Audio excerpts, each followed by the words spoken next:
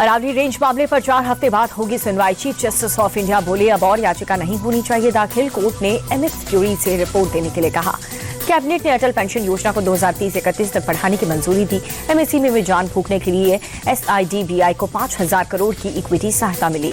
PM Modi का UAE president को खास तोहफा। गुजरात के बना शाही नक्काशीदार लकड़ी का झूला गिफ्ट किया। गणतंत्र दिवस परेड से पहले सुरक्षा बलों की सशस्त्र पूजा, 21 तोपों की सलामी की भी रिहर्सल की। Air chief marshal AP Singh का बड़ा बयान, हमारे हौसले ने पाकिस्तान को घुटनों पर लाया, जखीरा बढ़ाने से कोई फर्क नहीं पड़ता। एमपी के धार में भोजशाला पर फिर से गहरा सांप्रदायिक विवाद। बसंत पंचमी के दिन जुमे की नमाज रोकने की मांग, हनुमान चालीसा पढ़ करके विरोध जताया।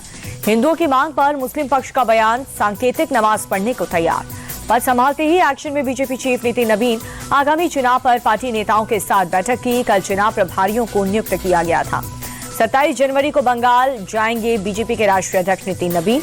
कोलकाता में प्रदेश बीजेपी टीम के साथ करेंगे बैठक। विधानसभा चुनाव की रणनीति पर होगा मंथन। वोट चोरी के आरोपों के बाद पहली बार हरियाणा पहुंचे राहुल। पार्टी नेताओं की जोरदार स्वागत किया। बैठक में हार की समीक्षा की। चुनाव आयोग ने सुप्रीम कोर्ट में दाखिल हलफनामे में ममता बनर्जी की आलोचना की। कहा कि एसआईआर को नुकसान पहुंचाने के लिए भड़काऊ भाषण दिए। अधिकारियों के खिलाफ हिंसा और धमकियों का माहौल। चुनाव आयोग ने कहा कि दूसरे राज्य की तुलना में बंगाल में बहुत बाधाएं, लोगों को गलत जानकारी देकर के भड़काया जा रहा है। आईपैक रेड मामले में सुप्रीम सुनवाई के बाद ईडी निदेशक पहला बंगाल दौरा। कल कोलकाता में जोनल अधिकारियों के साथ होगी बैठक। बंगाल एसआईआर को लेकर के एक्शन मोड में है। चुनाव आयोग 10 जिलों में 12 ऑब्जर्वर की टीम भेजी। प्रोसेस की निगरानी की जिम्मा लिया। ममता बनर्जी पर बीजेपी नेता दिलीप घोष का अटैक। कहा कि बंगाल में सारी संवैधानिक व्यवस्थाएं खत्म हो चुकी हैं। बीएमसी मेयर को लेकर के उद्धव ठाकरे का बड़ा दावा। कहा कि ईश्वर ने चाहा तो शिवसेना यूबीटी का होगा मेयर। बीजेपी की जीत विश्वासघात और धोखे की है। मुंबई में मातोश्री के वहां लगे पोस्टर लिखा, बाप तो बाप होता है। शाखा प्रमुख सुनील यादव ने लगाया पोस्टर। संबल हिंसा के मास्टरमाइंड शारिक साठा का कसा शिकंजा। दुबई में बैठ करके साजिश रचने का आरोप। दंगा भड़काने वाले का आशियाना कुर्क किया गया। शारिक साठा पर एक्शन को लेकर के किले में तब्दील संभल। 4 पुलिस स्टेशन के फोर्स तैनात। चप्पे चप्पे पर सुरक्षा बलों का फ्लैग मार्च। हिंसा के मास्टरमाइंड पर एक्शन को यूपी के मंत्री नरेंद्र कश्यप ने बताया सही। कहा कि सब कुछ कोर्ट के आदेश पर हो रहा है। संबल के सीजेएम विमांशु सुधीर के समर्थन में वकीलों का हल्ला बोल। कल हुए ट्रांसफर के फैसले पर विरोध जताया। नोएडा इंजीनियर मौत मामले में आरोपी बिल्डर की कोर्ट में फिर से पेशी। प्राधिकरण के अधिकारियों से एसआईटी कर सकती है जांच। 70 घंटे बाद क्रेन से कार का भी रेस्क्यू। नोएडा कांड पर इंडिया टीवी के सबसे बड़ी पड़ताल। कई पौष इलाकों में सुरक्षा व्यवस्था अब भी नदारद। सेक्टर 103 में 20 फीट चौड़ा ओपन ड्रेनेज दिखा।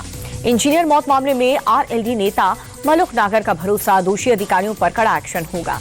यूपी में शंकराचार्य विवाद और भी गहराया। प्रशासन ने एक्शन पर अभिमुक्तेश्वर आनंद का काउंटर नोटिस। सुप्रीम कोर्ट के हवालों से आदेश वापस लेने की मांग की। शंकराचार्य विवाद पर गरमाई सियासत। अखिलेश बोले, बीजेपी किसी की सगी नहीं। अभिमुक्तेश्वर आनंद से प्रूफ मांगने वाले खुद दिखाएं सर्टिफिकेट। कांग्रेस सांसद प्रमोद तिवारी भी भड़के। कहा कि शंकराचार्य का अपमान करे ये लोग भावनाओं से खिलवाड़ कर रहे हैं। अभिमुक्तेश्वर आनंद और जगत गुरु रामभद्राचार्य का पलटवार। कहा कि उन्होंने अहंकार में अन्याय किया है। व्यवस्थाओं के साथ खिलवाड़ करना गलत बात है। समाजवादी पार्टी के साथ गठबंधन की अटकलों पर एआईएमआईएम का इनकार। कहा कि जलील करने वालों से नहीं रखेंगे कोई भी रिश्ता। असीम वकार पर भड़के सपा सांसद जियाउर रहमान। कहा कि हम बीजेपी से अकेले ही लड़ लेंगे। केजीएमयू धर्मांतरण कांड में आरोपी रवीश के डिजिटल डिवाइस रिकवर। लैपटॉप में हिंदू लड़कियों का अलग से बनाया था फोल्डर। वीडियो के जरिए ब्लैकमेलिंग की साजिश रची थी। अपर्णा यादव के तलाक की अटकलों पर यूपी महिला आयोग चीफ का बयान। कहा कि ये उनका निजी मामला है, वो खुद इससे निपट लेंगी। सीएम योगी आदित्यनाथ ने सीनियर अधिकारियों संघ की बैठक। राज्य स्थापना दिवस की तैयारियों को लेकर के लिया अपडेट। लखनऊ में 86वें अखिल भारतीय पीठासीन अधिकारी सम्मेलन का समापन समारोह। सीएम योगी आदित्यनाथ, लोकसभा अध्यक्ष ओम बिरला शामिल हुए।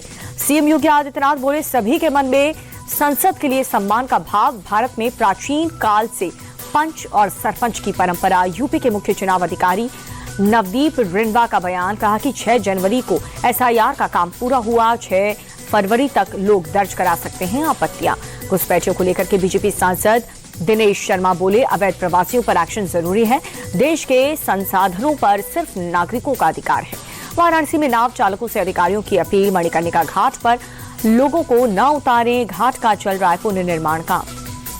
अयोध्या में श्रद्धालुओं की बढ़ती संख्या को देखते हुए सुरक्षा कड़ी कर दी गई है। शहर की सड़कों पर सुरक्षा बलों का पहरा है, गाड़ियों की ली जा रही है तलाशी।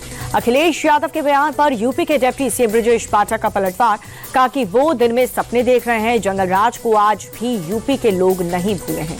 यूपी के पीलीभीत में पुलिस की बड़ी कामयाबी, नकली कफ सिरप बनाने वाली फैक्ट्री का भंडाफोड़, घर के कंपाउंड में चल रही थी फैक्ट्री। गिरफ्तार आरोपी सुरेश कुमार झोला छाप डॉक्टर निकला। नकली दवा के अलावा करीब 500 शीशियां भी पुलिस ने बरामद कर ली हैं।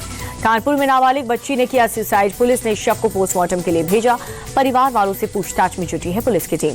वाराणसी के दाल मंडी में ध्वस्तीकरण अभियान जारी, सड़क चौड़ीकरण योजनाओं के तहत कार्रवाई, मौके पर भारी सुरक्षा बल तैनात। जम्मू कश्मीर के श्रीनगर में शीतलहर जारी, न्यूनतम तापमान -6 डिग्री रहने का अनुमान। जम्मू कश्मीर के गुलमर्ग में भारी बर्फबारी से खिले पर्यटकों के चेहरे स्लेज राइड का लुत्फ उठाते हुए नजर आए। पाकिस्तान में इमरान समर्थकों पर बड़ा एक्शन, रावलपिंडी में पीटीआई कार्यकर्ताओं पर लाठीचार्ज, पुलिस ने कई कार्यकर्ताओं को गिरफ्तार किया। इमरान की बहन अलीमा खान भी प्रदर्शन में शामिल, अलीमा के साथ पुलिस ने की धक्का मुक्की। अमेरिका सेना के वेनेजुएला के तेल टैंकर पर कार्रवाई, एक और प्रतिबंधित तेल टैंकर जब्त किया गया। ट्रंप के कार्यकाल में 7वीं कार्रवाई हुई। और अमेरिका ईरान के बीच तनाव जारी है। चीन ने ईरान को भेजी बहुत बड़ी सैन्य मदद, 16 कार्गो प्लेन की तेहरान में हुई लैंडिंग।